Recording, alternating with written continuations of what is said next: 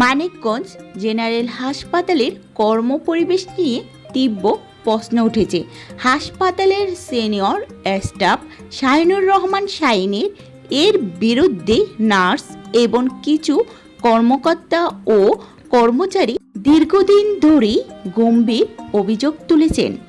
ভুক্তভোগীরা বলছেন, শাহিন নামে এই ব্যক্তি হাসপাতালের নারীদের উপর নানা রকম অনৈতিক চাপ সৃষ্টি করেন।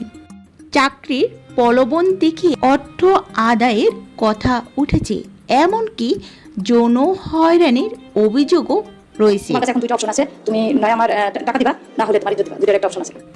একজন নারী নার্স সম্প্রতি সামাজিক যোগাযোগে লাইভে এসে এই অভিযোগগুলো উন্মোচিত করেন, আর তখনই এই বিষয়টি আলোচনার কেন্দ্রবিন্দুতে পরিণত হয়েছে। আর এই অভিযোগকারী নারী নার্স দাবি করছেন, যারা শাহিনকে সন্তুষ্ট করতে পারবেন তাদের নাইট ডিউটিতে ব্যাপক সুবিধা দেওয়া হয়, আর যারা রাজি না হয় তাদেরকে নানা রকম প্রতিকূলতা মুখে পড়তে হয়।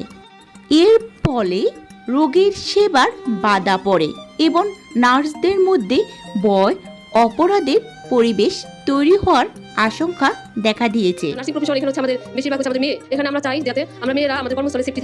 অন্যদিকে শাহিন অভিযোগগুলোকে অস্বীকার করে বলছেন, তার বিরুদ্ধে একটি উচ্চক্রিয় মহল ষড়যন্ত্র করছে।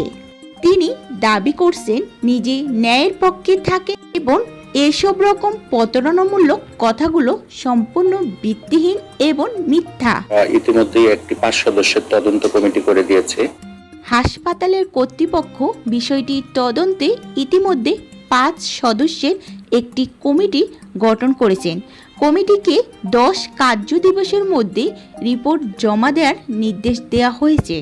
ভুক্তভোগীরা তীব্রভাবে দৃষ্টান্তমূলক শাস্তি দাবি করছেন, নতুবা হাসপাতালের সেবাগুণ ও রোগীর নিরাপত্তা মারাত্মকভাবে ক্ষতিগ্রস্ত হবে, এটি তাদের আশঙ্কা।